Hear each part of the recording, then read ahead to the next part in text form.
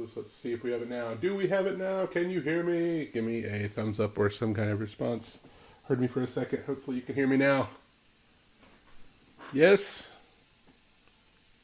Yeah, let's go. All right. Thank you, Lloyd. Technical difficulties are a wonderful thing. Just kidding. So, you didn't hear any of my hilarious introduction about reaching you for your extended warranty and congratulating you for getting in on Vintage Cube.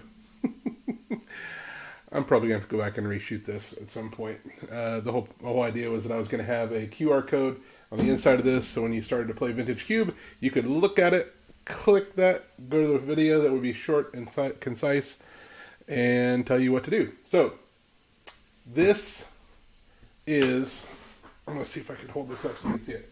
Literally, it is a cube. This is a really cool deck box that Ultra Pro put out a while ago. I'm going to say several years ago. And it is in the shape of, that's right, a cube. And then it actually, so it opens like this. You can actually see, I don't know if you can see it. Yes, there's 2 layers of cards. There's a lower rung with 2 rows. And there's an upper rung that has 2 rows. The cube actually consists of 540 cards. That's 540 cards, which means that you can make 36 15-card packs. And here's how you do that. Generally, the cube will be shuffled fairly well. The idea is that when you open the cube, you would probably shuffle it a little bit too, but then you would make 15-card stacks. How you do that is really up to you. Some like to do the one in like 36 different piles and then do that 15 times, or some can want to just count out 15. I'm of the thought process that as long as it is somewhat shuffled, it's not really going to matter because you're drafting. You're not getting the whole thing. Now, if you do choose to do sealed with this, you might want to shuffle better than that, and you might want to split up the packs a little bit better. But you're going to make packs. And you're going to put them in these neat little envelopes. You just pop the envelope open. And I'll just do it real quick as an example. So I'll just count out 15 cards. 1, 2, 3, 4, 5, 6, 7, 8, 9, 10, 11, 12, 13, 14, 15. So I have 15 cards. And they will fit neatly into this pouch. And then I would have a stack of 3 of these. And you would just have your stack in front of you, just like you would in a regular draft. And then, just like in a regular draft, you're going to take your pile out. You're going to, once everyone's got their 3 packs, you're going to go through the cards that you have. You're going to choose one. It'd be really hard for me to say which one I would take in this pack. So, if you want to think about drafting, if you're new to drafting, we have a video that's maybe helpful for those who are brand new to drafting. If you're not brand new to drafting, I would say, you can look at our video. It's kind of a refresher, but you probably already know what to do. So you know what cards you're going to be looking for. But this is not going to be one of those cubes where it's going to be really obvious right off the bat what you should take. Like, what if you open a pack that has a Power 9 in it, one of the Power 9, or maybe 2 of the Power 9? Then you have some good target removal. You have some bombs that are in that same pack. The packs are going to be really, really stacked. So it actually would be quite a challenge, I think, for people who are playing. Now, the other thing that this cube has, so there's only a little bit of cards down here that are part of the cube. The top has most of the 540, and then you have a little bit at the bottom. Most of the bottom is basic lands, and then back behind on the second side is sleeved tokens for all the stuff that you might need a token for when playing with the cube. Tried to include everything we possibly could, including there's a little drawer in the front of the box. You can. You can see the little drawer that comes out, and it has extra sleeves in case you split a sleeve when you're playing. But I would say that if you're cubing, your goal is going to be probably to play draft. You can do sealed, but you're going to be able to include about half the number of players. So drafting, you can include 12. If you're doing sealed, really only include 6. And so it just depends on what you have. So if you're going to want to play cube, there's only one thing. Since we've made this, we've gone through the expense of making the cube, then what we ask is that you would buy a pack. Each person that's going to play, buy a pack. And then what you do is you take those packs and you create a prize pool for your draft. And then you can determine, your group can determine how you want to split that up. It can be winner take all. You know, whoever wins gets the whole stack. Oh, you get to take them all with you. Or you can do, everybody gets a pack, but whoever wins gets to pick which pack they get. And on down the line. Or somewhere in between. That's up to y'all if you're playing Cube. But we're just asking that you buy a pack kind of as an entry fee. So basically like minimum of, you know, around $6-ish. If you want, I mean, if you're rolling in cash and you want to do a collector pack per person and you want to kind of like the high stakes, we don't have like a special like VIP room you can go play in. But that's your prerogative. Whatever the group agrees to, the people that are doing Cube. We will at some point have a Pauper Cube, but that's taking a back seat to the Pokemon Cube that I'm currently working on, of which I now have printed proxies of all the stuff that I'm thinking about including, and I'm going to use this to be able to go through and kind of pick stuff out that I don't want to use, or that I think might not be best. But again, always fun to cube draft. You're not you're going to have a different experience with cube draft than you will regular draft, because in regular draft you have a lot of dirt cards that are not just cards that don't fall within the colors you're trying to play, but cards that are just like, yeah, it's okay, but it's not powerful, or it's not good. The cube is almost exactly the same. I think it's almost exactly the same as the MTGO, the online vintage cube. The only thing is that they've had an update since we started this project, and so they may have changed some of their cards out from what we have. And that's not to say we won't update the cube from time to time, but all right. Well, if you have any other questions about cube, I would say that when it's all said and done, it's basically just draft, but you're making the packs blindly. I don't think you really want to set up the packs. I don't think you want to like sort everything out by color and do like every other or anything like that. I think that would throw it off. And then all we ask at the end is that any packs that you've made that you didn't use for some reason, go ahead and take those out, separate your basic lands and put them back into their organized positions, put the tokens back in their organized positions, and just put all the other cards back in the cube. The only way the cube will actually fit in one spot and like everything fit back in the cube is if all the packs are undone and put back in, and hopefully all facing the same way. We don't want to create more work for the next group that comes into play it either. So, last thing before we open some stuff is I'm going to go over to the giveaway screen. We do have a coin flip. Hyper Goober and Mrs. Kimberly, so we are going to go ahead and let me pull that up. It's already on your screen, but it's not on mine. There we go. We'll do a coin flip. Let's see who wins. Oh, just barely. Mrs. Kimberly, congratulations. You are the winner today, so just pick A, B, and which color? There's all the colors. There's the white, green, red, pink, orange, blue, yellow, purple. Pick which one you want, and we will get that to the store waiting for you post haste. One other thing that I'm probably going to put in there is I'm probably going to put a handful of dice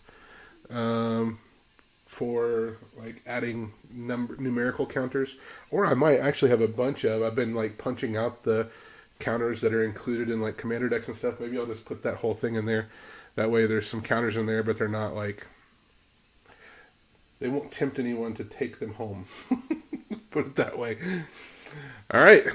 Well, let's go ahead and open some stuff. Let's see what we got there. Let me move back over to the opening screen so you can have the down camera to see what we're doing. Let's get into Midnight Hunt. Let's see what we've got.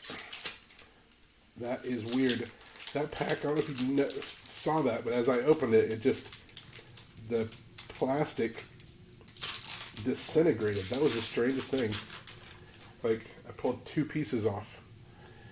All right. So there's our artwork. I got the camera further up. Oh, there's the interloper. I like how these are organized because you get to the rares later in the pack. You don't have to do any like reorganizing. Nice. Champion of the Perished.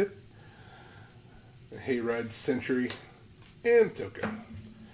Alright, on to Crimson Vow. Speaking of that, there is an event coming up, I believe maybe this weekend, that is Crimson Vow and Innistrad, the Midnight Hunt, some kind of like Halloween thematic kind of event this weekend, so looks like it should be a lot of fun. Mountain Griff Rider, Cobbled Lancer, Belligerent Guest. Oh, nice. Deathcap Glade. That's a check land. Green and black. There's a Nurturing Presence foil. And an insect token for your opening pleasure. Got a Kaito token. Or, not a token. What do you call those? Emblem on the back there. I don't know why I was like, what is the word? What is the word? Gift of Wrath. Twisted Embrace. What is our rare? Lizard Blades. Into the Scrapyard Steel Breaker. There's your Kaido emblem. I need to open up my trash can so I can just throw the trash away. I'm making a little pile, and I realize it's going to be getting in the way shortly. All right.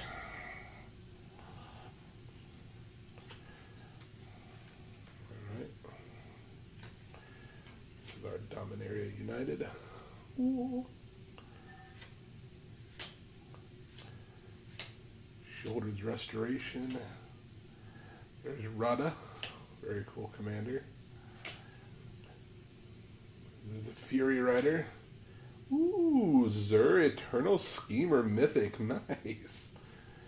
Very cool. Not Zur the Enchanter, but still pretty cool. Ooh, nice list card. Probe. That kicker cost. Very cool. On to Brothers War. These are the things. I'm actually not talking about these specific.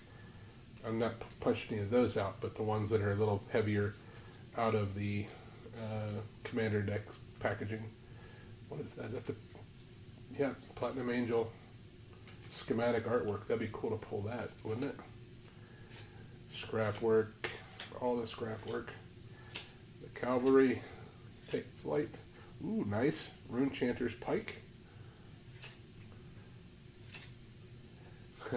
Tiresian Mindbreaker. Alright. Oh, nice. Rune Chanter's Pike. Foil. Double Pike. Alright. So are there big plans for this weekend? Looks like where we are, it's going to be rain on Tuesday night. So not great for going out and collecting candy. This is a zombie. Okay, so there's a foil bloated processor. Chrome Host Seed Shark. These are like rares right up front. Goreclaw, nice. That is a sweet artwork on that. An Invasion of Muraganda.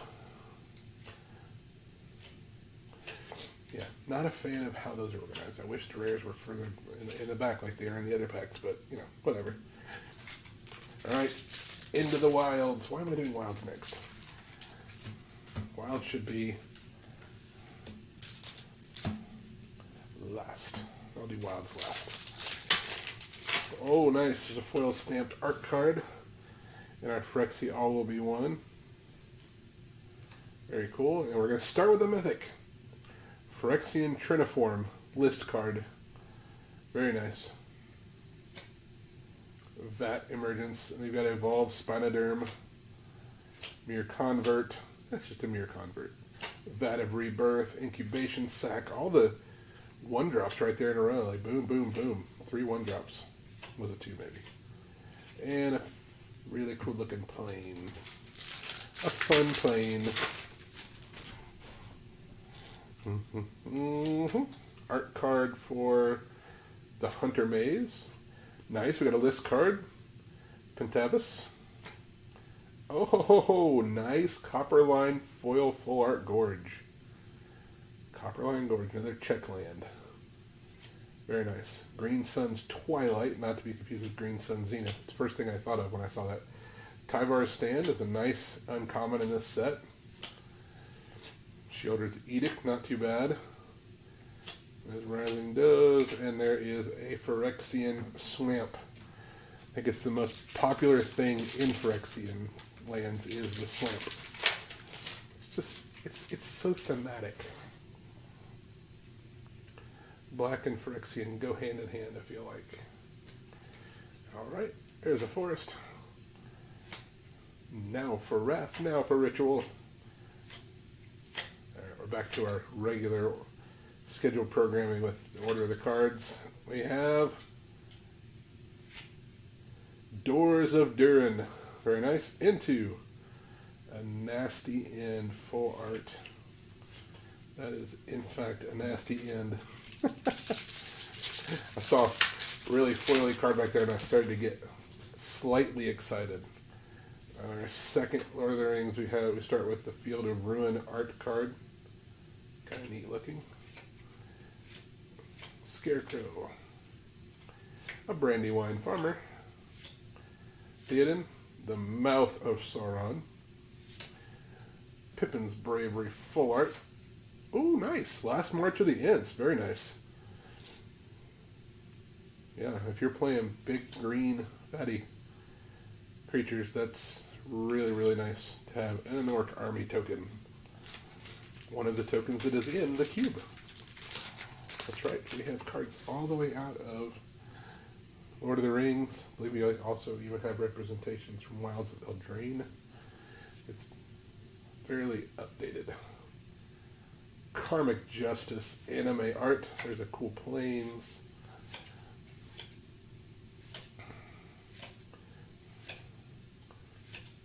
Lady of Laughter. A celebration mechanic. There's Blossoming Tortoise. Very nice. Into Grasp of Fate. I saw an Enchanting Tale. I was like, oh, white Enchanting. Oh, nice. Eldrazi Conscription. Okay, that's a great list card. Bam. Big hitter right there. Big hitter. Very cool. Alright. Last but certainly not least. Last pack magic. Let's see what we got.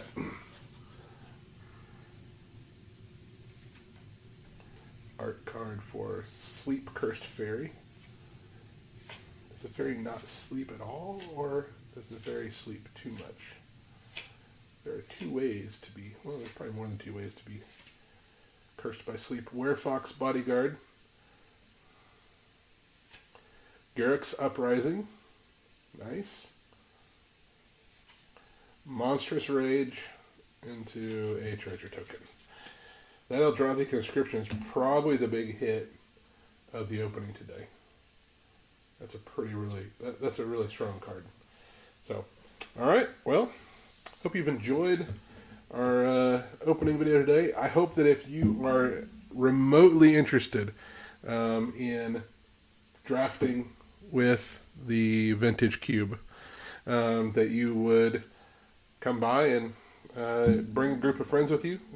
I would say initially it's going to be kind of an informal thing like that, but I think at some point we're working on getting kind of a reservation system set up where you don't have to know all the people in the group. You sign up, you grab a slot, and then when it's going to fire, and it'll fire whether it's 4 people or 12 people, but 12 is the max. So we'll just say keep your eye open for that. But if you want to come in and just draft with the cube with a group of your friends, come on in and pick up your packs, grab the cube, play with it.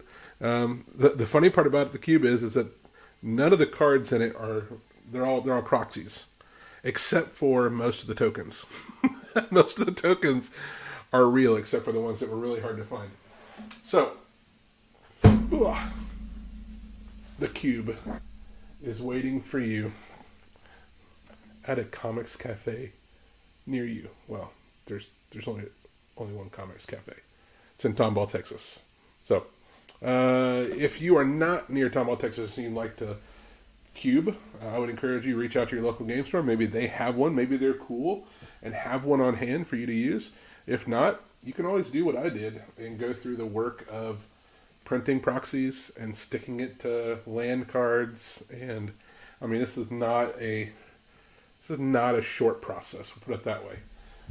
It took at least a month or more of just, every once in a while sitting down and cutting a few and sticking a few, and because you're talking 540 cards, you're talking what I did 48 of each kind of land, so almost 250 land cards. So you're talking already you're at almost 800 cards, not to mention the tokens. So all right, y'all. Well, it's been fun. It's been real. It's been real fun. Maybe we'll see you around at Comix doing a cube. Later, y'all. Have a good one.